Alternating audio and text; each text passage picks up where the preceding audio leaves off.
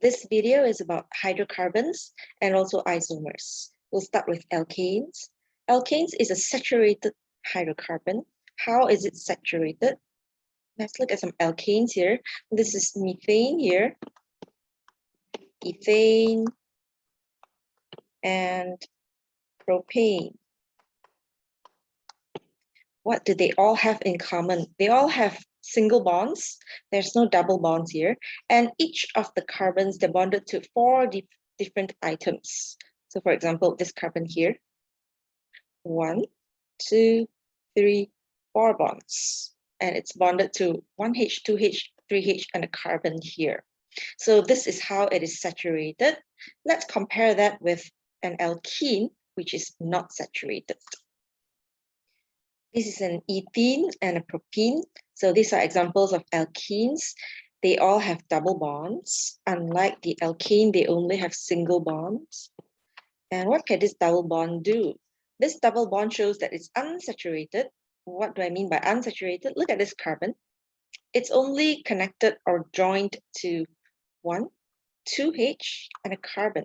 It does have 4 bonds like the other carbons, which means I can add something else here. For example, if I were to add a hydrogen, a mole of hydrogen here, I'll add H here and here, and remove this double bond and let it be a single bond here. So wouldn't that make an ethane after all? So that means that ethene is not saturated. And if I want to saturate it with hydrogens, it will become an ethane. This is how alkenes are not saturated. Same goes here. I can add perhaps a H, a Cl, and then it will be saturated. Then this carbon would be attached to 1, 2, 3, and 4 items. Then it will be saturated.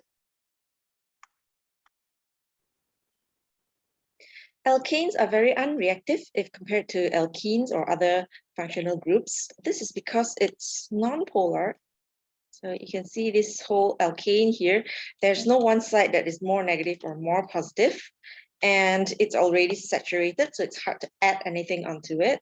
So that is why it is unreactive. It is also used as fuels. We saw the other day, for example, methane up to butane, C1 to C4, they're used as materials for heating and cooking. So they are energy sources. This would also mean that they can be combusted. For example, the equation here for methane, we add oxygen here. So it combusts in oxygen. Methane with oxygen will be oxidized to carbon dioxide and water, and heat is produced. So we can write the same equation for the other alkenes. For example, if you want to write one for a propane, so CH3, CH2, CH3, combusted in oxygen, it's going to form 3 carbon dioxides because there's 3 carbons here. So 3 carbon dioxide and water, 1, 2, 3, 4, 5, 6, 7, 8, so 4 here, and then we balance the O. So combustion of propane also gives us heat. Okay, if there's not enough oxygen, so if we burn it in a place where there is insufficient of oxygen, then it will undergo incomplete combustion. It will give out carbon monoxide, which is not good for us. It's a poisonous gas.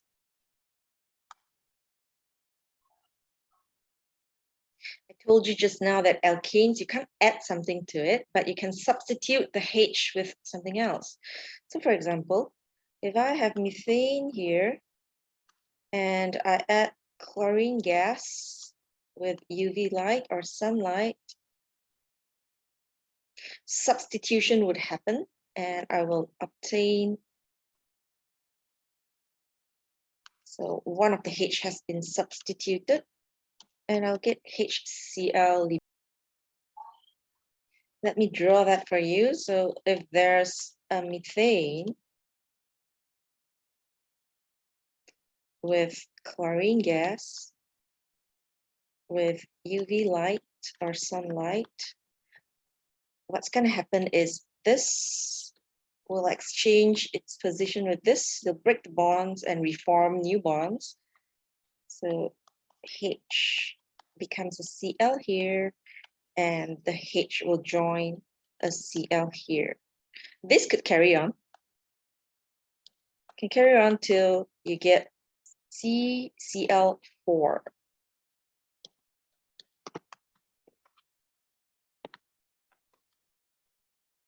So I can replace this.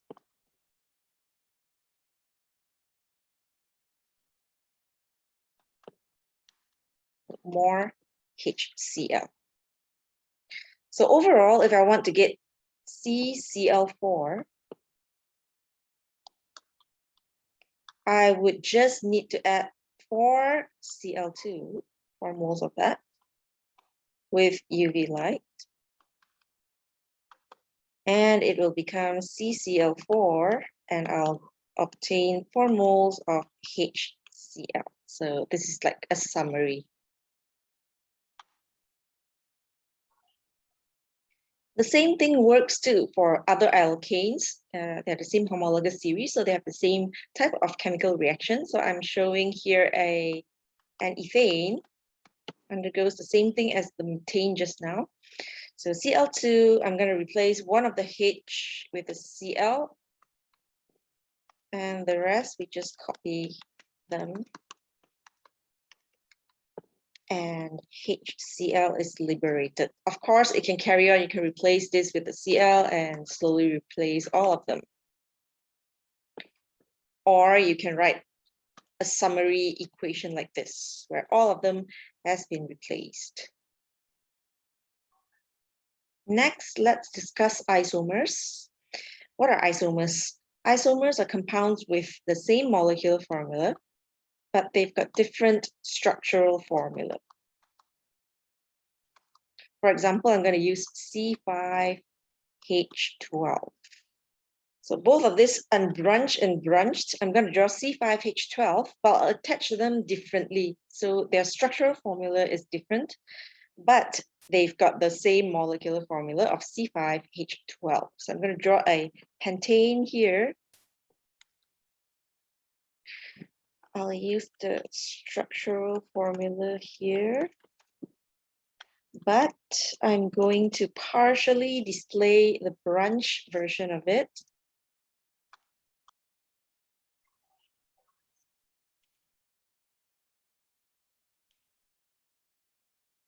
So this is a pentane, but the longest chain here is a prop. So it's an isomer. It's not the same thing, although both are C5H12. This is a 2,2, or I can eliminate the 2,2. Dimethyl propane. Of course, if you don't write the 2,2, it's still correct because there's no other place to put this methyl. So I'm going to leave the 2,2 there. You can write with or without it. Okay, they're isomers of each other. One is branched and one is unbranched. They've got the same molecular formula, C5H12, but their structure is totally different. Okay, let's look at these isomers.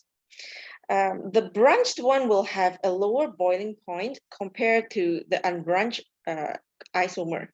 This is because of the intermolecular forces. If it's closed like this, like the pentane, so let's imagine the chains being close to each other, London forces can form properly and quite neat in this structure. Whereas for this structure, it's difficult to form the London force because there's like some gap here. There's more space in between, so they're not close to each other. The London forces formed between them is weaker compared to this, which is stronger. You can put them closer together, they're more dense. So this is why the branched isomer always have a lower boiling point, and the one that is unbranched will always have higher boiling points. Always remember that the longer the chain, the higher the melting boiling point. What do I mean by that? So if you compare methane to pentane, so pentane would have a higher boiling point. If we have pentane and hexane, hexane would have a higher boiling point because it has a longer carbon chain.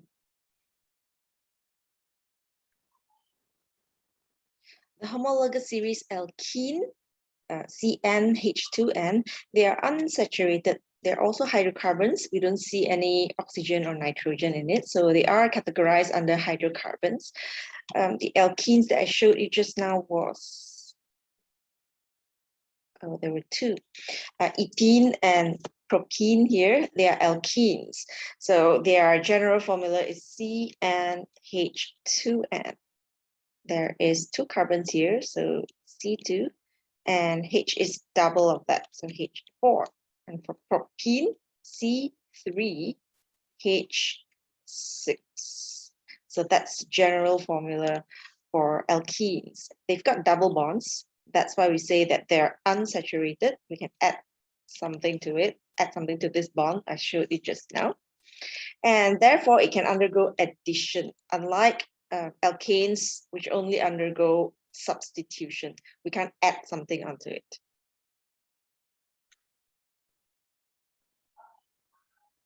Let's look at some examples here. I'm going to use propene, but1 in and but2 in here. Let's write the equation in structural formula. Don't write it in molecular formula, because then I wouldn't know where did the hydrogen or oxygen or bromine went. So in this way, I can see where it goes, exactly where it goes. So H2, H2O, and Br2. So CH, now it becomes 3, because one of the hydrogens went here. And CH2, one of the hydrogens went here, and CH3, so it becomes a propane. Next one, CH, let's say the H went here, 3, CH, so there's an OH left, it becomes an alcohol, and let's copy the rest of it. Okay, let me show you that in detail in the other page later. The next one, CH3, I'm just going to copy that. CH, so one of the Br went here and the other Br went here. CH, Br, and another CH, Br, and CH3. Okay, let's see this in displayed structure. Okay, let's see clearly where did all the atoms went.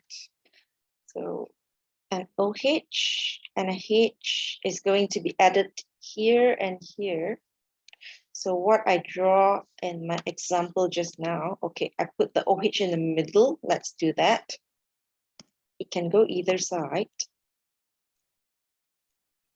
H, another H, and a H.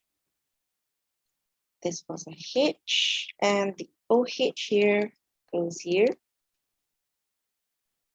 And I'll copy the rest.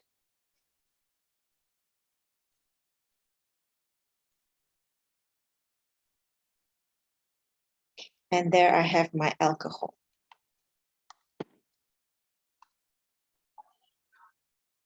We can test whether a hydrocarbon is saturated or unsaturated by using bromine water.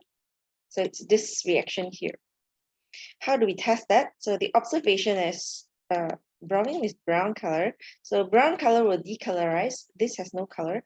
So if we add bromine water to something that is unsaturated, like a double bond here, it will decolorize.